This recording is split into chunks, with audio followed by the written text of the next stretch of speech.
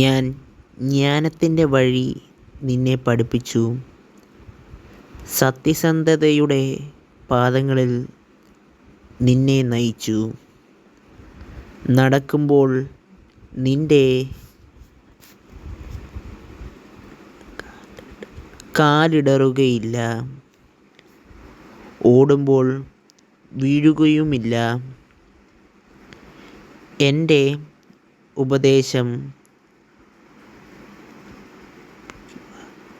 മറുകേൾപ്പിക്കുക, അതു കൈവിടരുത്. അതു കാത്തുസൂക്ഷിക്കുക, അതു നിന്റെ ജീവനാണ്.